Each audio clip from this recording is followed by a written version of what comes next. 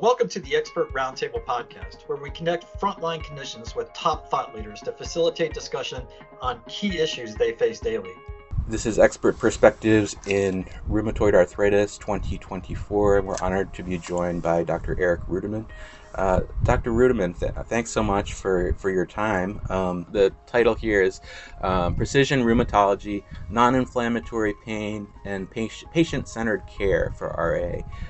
Kind of begs the question, what is precision rheumatology, first of all, and how do PROs come into play? But I'm sure you have plenty of thoughts on this one. Yeah.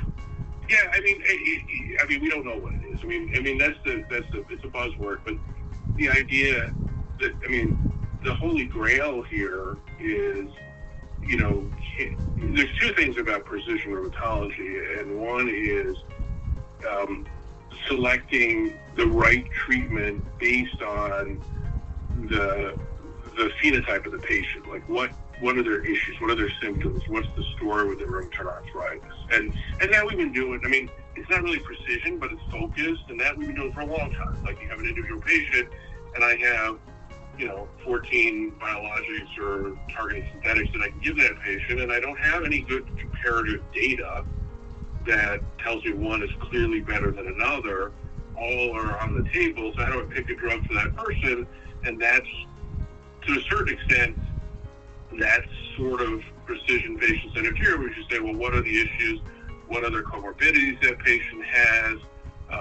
What are their preferences to pick a drug? But then what we're really talking about ultimately in precision rheumatology is the synovial biopsy stuff that you referenced in that document, and that's the next step. That's sort of the holy grail. We're doing a lot of that at Northwestern, and the idea is it's kind of what the oncologists have been doing for a while, right? So that in oncology, they're no longer picking treatments based on the organ in which the cancer is.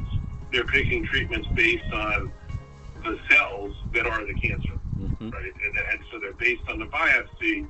They're doing very careful analysis of the tumor cells and the genetics within the tumor cells, which allows them to pick the preferential treatment.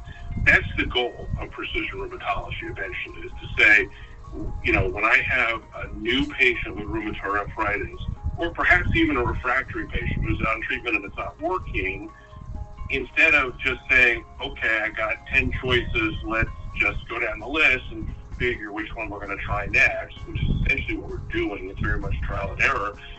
We might say, okay, let's get a biopsy of the synovial tissue in one of your inflamed joints, and analysis of that tissue may be able to give us some insight into which of the 10 drugs is more likely to work for you.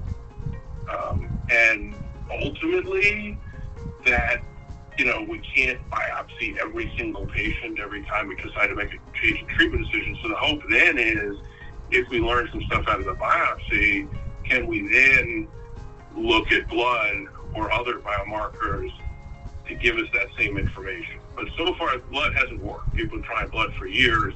Levels of TNF in the blood or IL-6 in the blood don't really help. They don't tell us what to do. But maybe if we're able to learn something from the synovial tissue, then the next step is then to say, well, let's try to correlate that with what we see in the blood, and maybe we can actually find something in the blood that we didn't think about before. And that's kind of where AI and machine learning comes in, because you're basically taking reams of data and trying to see if there are patterns that show up that aren't necessarily intuitive. But with AI, machine learning, you can churn through all that data, pull them out, and none of that is proved, but it becomes hypothesis generating that you can then test those patterns.